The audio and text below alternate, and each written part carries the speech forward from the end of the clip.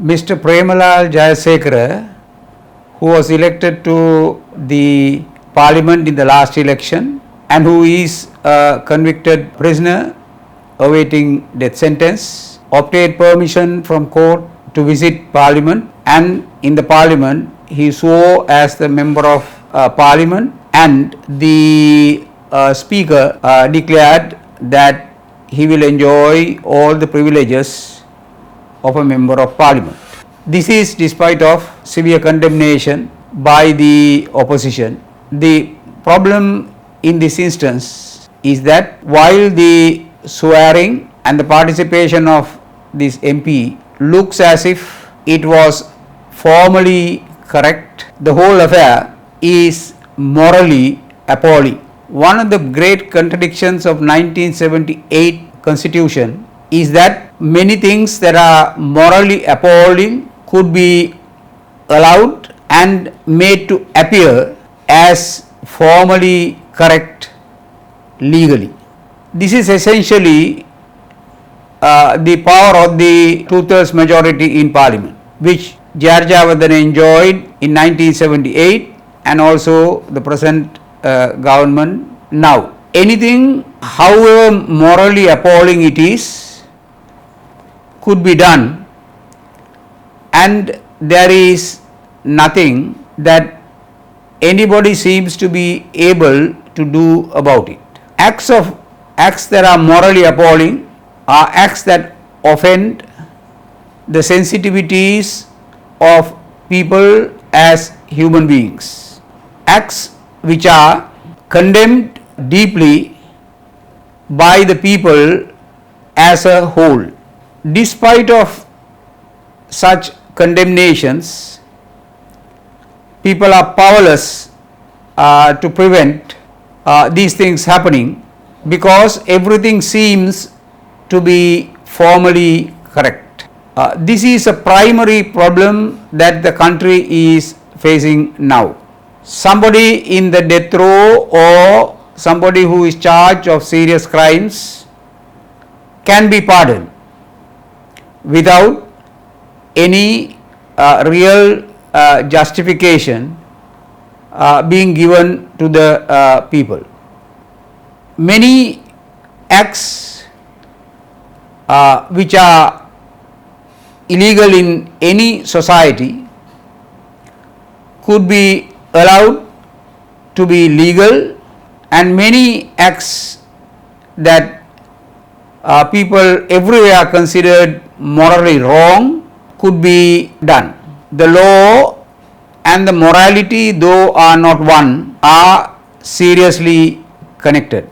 A legitimate lawmaking process ensures that the morals of a society is preserved through its legal system. However, in Sri Lanka, anything can be done despite of it being completely morally reprehensible.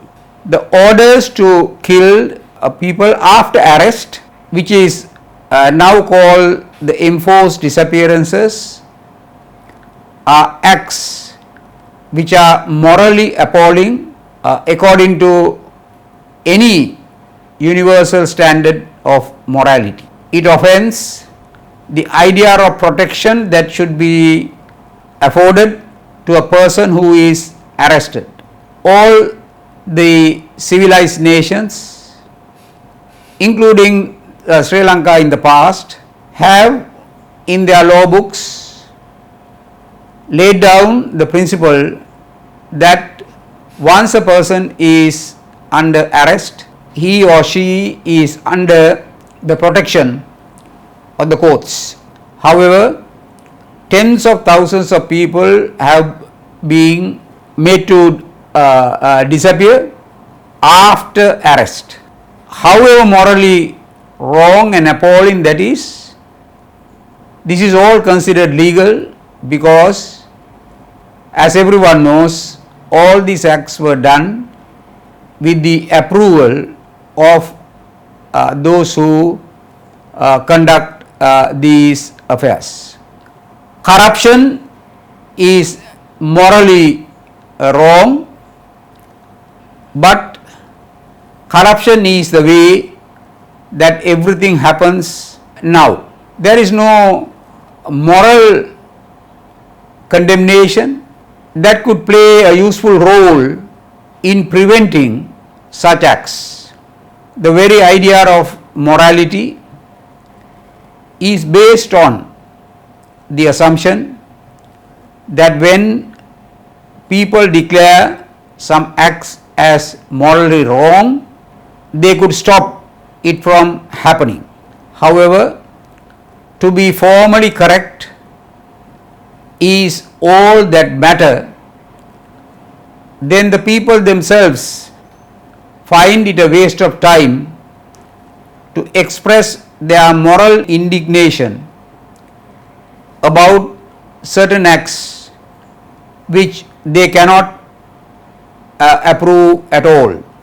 When there is such a vast gap between what is morally correct or morally incorrect, but things which are legally not wrong but correct, then that is a manifestation of a deep societal crisis.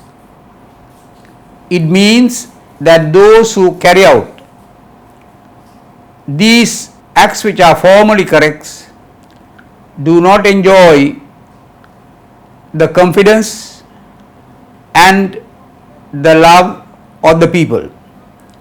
People do not expect from them that moral norms of the society will be preserved by them. The kind of aberration that could come from this, kind of disasters that could follow for the society are enormous. However, at this moment, there is nothing can be done, because what is morally appalling can be made to be correct with the help of parliamentary majorities.